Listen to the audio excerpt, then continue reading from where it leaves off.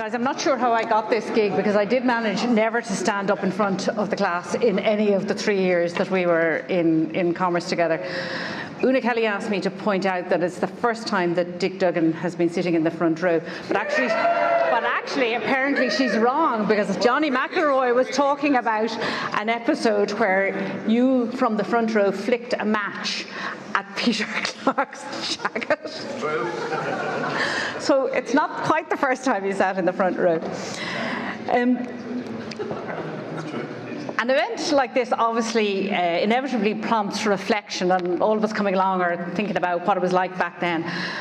And my thoughts before tonight have ranged from the serious to how does the education our students get today compared to what we received, to the fact that the BComm is definitely a much more glamorous choice of degree than it was in our day.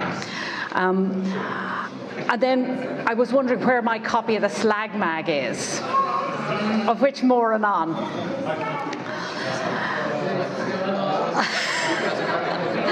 So no heckling, because I have it in my bag, and I'll read from it if required. My thoughts. So I've heard people comment that we only spent 3 years here, and that was only a very small part of our lives to date. But I don't think any of us can dismiss the significance of the 3 years we spent here. We hung about, we made friends, and along the way we learned a few things, probably more things than we were prepared to acknowledge at the time. Since our day, UCD has climbed through the business school rankings, and we've all benefited from the enhanced reputation of UCD's business school.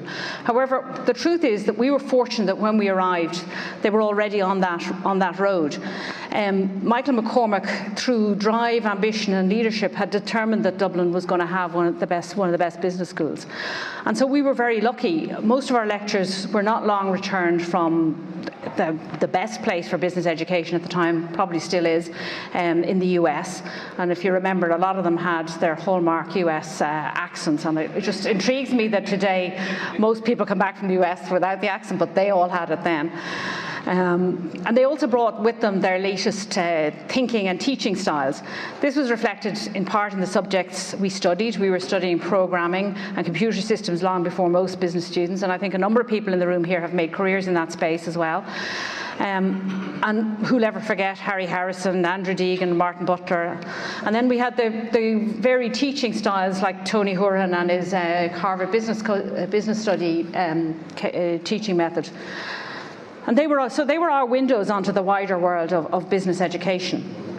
Many of our lecturers were colourful characters. I mentioned Tony Hurahan, and our last reunion we got a great reminder of John Teeling's charisma and appeal. I'd also mention the recently deceased Des Norton, who at that time was championing his new book, The Small Open Economy. And the more you read about economics, how it really was a great grounding in the Irish economy. I don't know whether it's still in issue. And then we had other characters like Pierce Butler, Des Halley, Frank O'Brien. They were all colourful, quirky, eccentric in their own ways. I also remember Sean Deneen, who taught us maths in first year, deciding that we were too rowdy on a Thursday afternoon, and he decided to bring us to heel with a Saturday morning lecture. And I distinctly remember, it may have been the first of those lectures, going out in the number 10 bus and reading the newspaper about the Stardust, which had happened on the Friday night before. Business schools need to keep improving, and UCD has consistently been ahead of the curve in Irish business education. Now, I'm not going to make great references to the length of time since we were here and all of that. That may have rubbed that one into us all. But at the time, when we were in the Arts, Commerce, Law block, it was in a newer building then than this building is, in fact, now. As I may have mentioned, the business school is embarking on another ambitious building programme. The campus in general has changed beyond all recognition. I think everybody was finding difficulty finding their way around here. But the big unveil when we were here was the sports centre. I can't profess to have experienced its facilities to any great extent, except that I do remember we got to do our finals in the building and avoided the birds in the RDS.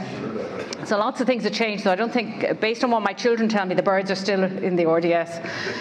I see my children, as I see my children going through college now, the biggest change I see is the amount of group project work they undertake, and that's very relevant to the type of facilities that UCD are proposing to build.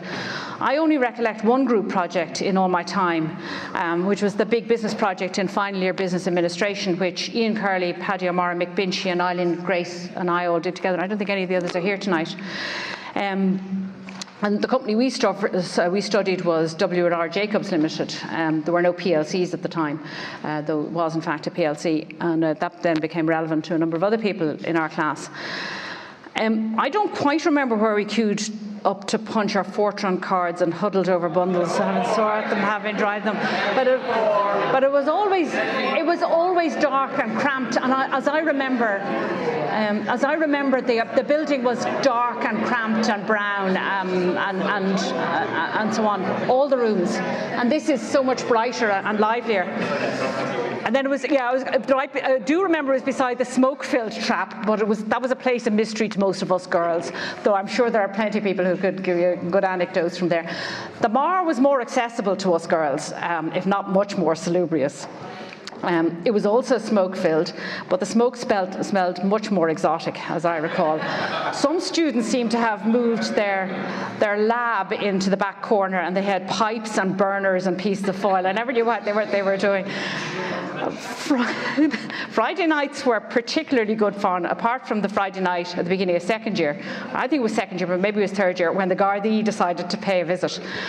I had just arrived that night, but I hadn't got as far as the bar, and that was my big beef, because we were stuck inside. They wouldn't let us go to the bar, and they wouldn't let us out until they searched us, and eventually we got out, and then there was nowhere else to go in this neighbourhood for the rest of the night. But I think there were we had to be searched, and I think there were a number of people who got caught out, though I don't know if they were in our class, and if I did, I certainly wouldn't be saying it. But while the place was pretty full that night, the raid now seems to have achieved the mythical status of the 1997 Munster match, and everybody claims to have been there that night. Anyway. Commerce Day at the beginning of December each year was lots of fun, as I recall. I don't know if the tradition has died, but I can't imagine it's still possible to march into town making lots of noise and delaying the traffic at the beginning of December. But anyway, the real drama took place after dark at the disco. There was plenty of chat the next day about who did what with whom, who hadn't succeeded in their ambition of doing something with someone. But thankfully, there was no Snapchat, WhatsApp, or Instagram to record the goings on. However, we did have the slag mag. I've jealously minded my copy over the years. The authors didn't sign their work, and I don't remember who they were, but all I can say it was a very big undertaking, looking back at it now, particularly given the production technology seemed to mostly comprise of a typewriter. It received endorsements from a number of other publications at the time, including the Irish Press and Pravda, and from such luminaries as Ronald Reagan and Spike Milligan, which just about It's an interesting record of the obsession of 20 and 21-year-olds in 1983, which are probably the same as since time immemorial. Sex, sex, and more sex. Who's getting it, who's not getting it, and where to go to get it. So when we wonder about our children today, Russia provided much material for the magazine, including photographs. I wasn't on the trip, but it appears to have been a fertile source of gossip. The marriage notices presciently noted one couple represented here. That's Liam and Sue, I think. A number of others who never quite made it up the aisle.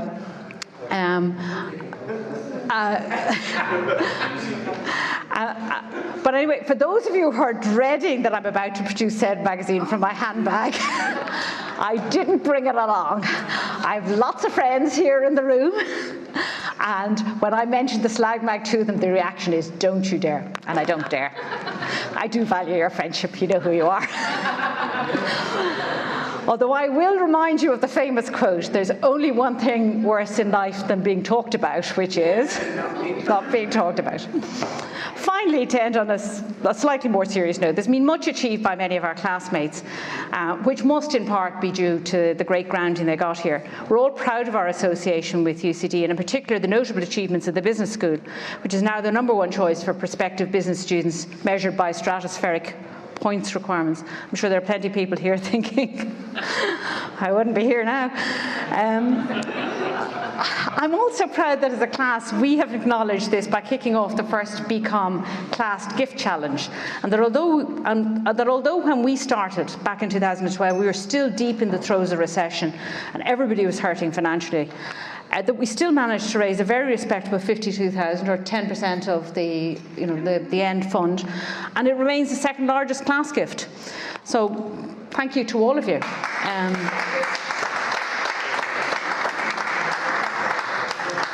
The Business School has ambitious plans to continue to lead the way in business education, not only in Ireland, and is in the middle of a new fundraising drive, which I'm sure you're going to hear more about and on. But thank you very much to the alumni team for getting us all here together and for laying on this evening. And thank you all for the memories.